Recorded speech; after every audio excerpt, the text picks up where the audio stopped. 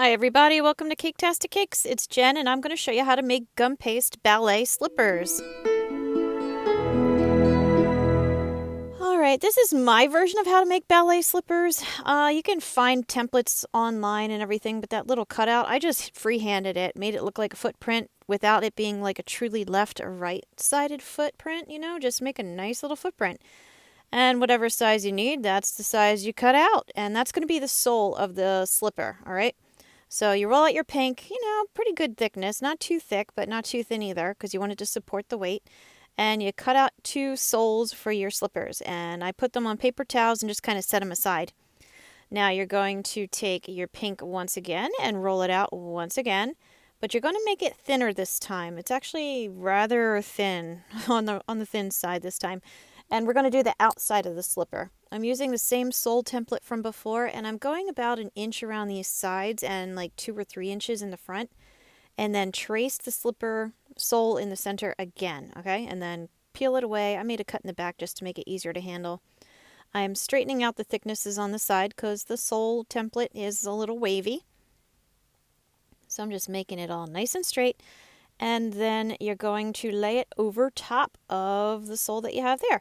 You're going to line up the sides against the side of the sole. That's why I said before you want it to be a little bit on the thicker side, so it does have support for the sides that we're going to attach. Blah.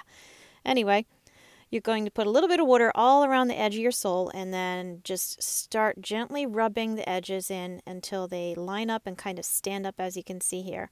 You're going to have extra in the back. Don't worry about that. Just trim it off and, push them together, make them fit together nicely. And make sure you get your toe so that it's covered up, a decent amount on the front, nice and open on the sides and the back. And just, like I said, make sure you kind of wrap that edge around the front and the sides so that it's tucked in nicely and you still have some lift in it. And we're going to stuff it in a second. You're going to see that in a moment here. All right, I went ahead and got some cotton balls and stuffed the toe, and I realized later it was a horrible mistake because once it dried, the cotton fibers stuck to wherever the water was, and I had to use tweezers and pick it all apart. And don't do that, so use paper towels. Okay, so once you get your toe all stuffed and the sides are staying up nice, I found a big old can of oatmeal. Use whatever you want. You don't even have to have them curved the way I do because it's not quite true ballet slippers. They're not arched as heavily. But lay them over something or lay them flat and let them dry overnight. So these slippers do take a couple of days to make. You're not going to just bang out a pair of slippers in a day, especially if you want them standing on the toe.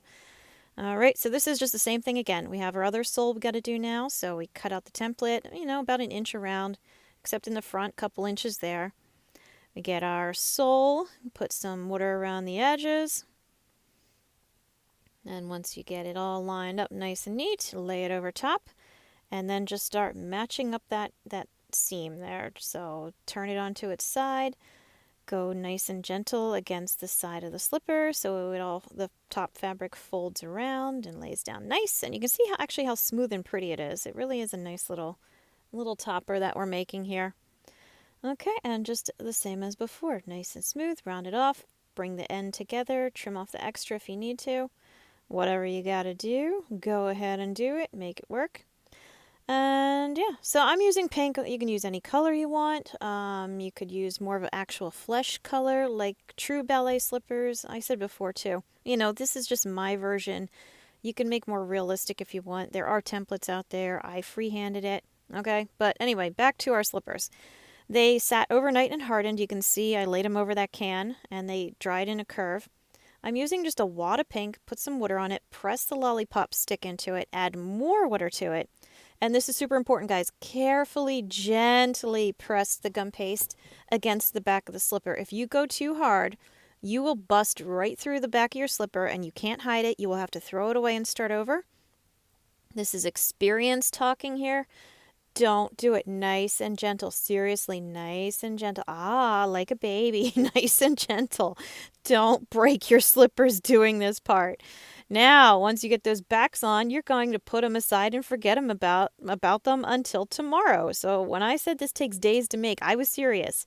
You cannot rush these things or they will break and not work for you. All right, I rolled out some pink into a nice, long, thin tube, I don't know, whatever you want to call it. And now I'm going to edge the slippers, the seam there. Okay, so I'm using water all around the opening. And then I'm going to have the cut edges meet in the center of the toe. Okay, so the back is going to be all solid. There's no seam back there. We're going to hide the front with a little bow anyway, so you won't even see it. That's kind of why I do it. All right. And again, I know, bows aren't really typically on ballet slippers, but they are on mine. Add it, don't add it, it doesn't matter. Put a little pearl if you want to hide the seam. Put the seam in the back if you want it. Like I said, whatever works for you. If you want to hide it, you could also put it on the side where the ribbon will be attached later.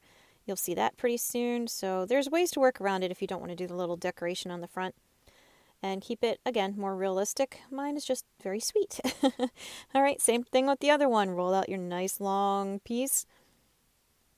Put water all around the edge and then just kind of press it down. Again, I'm going to keep saying this. You got to be gentle with these puppies. If you press too hard, you see I'm kind of pressing it into the seam so it sits against it nicely. If you press too hard, you can crack it and break it, and then you will cry. So nice and gentle. Go take your time with it. Make sure it all sits nice and smooth. You're going to see when you press into it, it kind of makes it a little lumpy. You can see some lumps there. I'm going to try to smooth them out. And it looks like I might have overlooked one, so that's my bad, but do better than me. And you will have lovely ballet slippers too. Okay? Now, once you get those, you're not going to have to put them aside for another day. You can keep going, so we're almost done. All right, I'm going to make the little bow now. I just took a thinner piece. I made 2 loops that you saw, just folded one over the other. Trim them off. You got to make them pretty small because the toe of the ballet slipper is small. There's not a lot of room to work on. So make sure you keep it nice and tight and tidy. You don't want any long pieces hanging where the ballerina will fall over or anything like that. Again, there you go. Loop, and you made yourself a little simple bow. Trim off the extra pieces, just like that. Add some water, just like that. And yeah, my mom was listening to one of my videos, and she was making fun of the way I say water, not water. Like, well, now everybody knows I grew up near Philadelphia, so there you go. I got my water. I never shook that part of my accent. All right, this is just a little final piece for the center of the bow. I rolled it really thin, and then curled it up, kind of to make a little cheap version of a rose or a little flower there if you want. Cut a real thin little slice off the front, like a little cinnamon bun, something like that, and stick it right in the center, and it hides the joining of the bow, and it looks cute and kind of finishes it off. Same thing for the other side, a little bit of water, there's my water, and stick it right in the middle, and there you go. You've got your cute little ballet slippers. Now we just need to add the ribbons. All right, I rolled out some long pink, and this has to be thicker too. If you're making it for your own cake, you can do a little thinner. I was mailing this, so I had to have it thicker so it would survive mailing, because broken ballet slipper laces is a terrible thing to receive as a package. So I rolled it out pretty thick. I picked up both edges, and then right in the middle, cut it in half. It's like perfect way to get it half every time. You can't make a mistake this way. Boom, nailed it. Yeah. So take your 4 pieces now that you've got, and I cut a little triangle wedge out of the bottom to make it look more ribbony. I never danced ballet. I don't know anybody who did well enough to know what the ends of their ribbons of their slippers look like, but this is how they look like in my imagination, so that's how I'm doing it. Add a little bit of water on the inside of the slipper, up kind of toward the top, but not quite. Press it in there. Again, be gentle. Don't be rough. And lay it on either side, and then you got to pose it. Figure out how you like your ribbons to lay. Do you want them to curl up?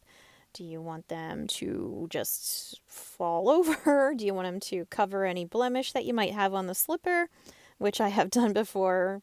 The ribbons are pretty handy. They will help you if you need the help in hiding any little mistakes you might have. If you find that it's not quite staying against the slipper like you like, you can add a little ball of gum paste and kind of press it into place there, and that'll make it hold its shape well too. Here's the other one. I decided to try to make a curl out of it, so I used a piece of rolled up paper towel and just laid it over that. Later on when it hardened, again, another day. This takes several days, I'm serious. Then you pull the paper towel out and you'll see in the final picture it holds its shape just perfectly. And with those lollipop sticks, you've got standing ballet slippers for your cake. And it's really pretty, really cool. So, thank you for watching. Please check out my other videos and please like and subscribe. And as always, thank you for watching Caketastic Cakes.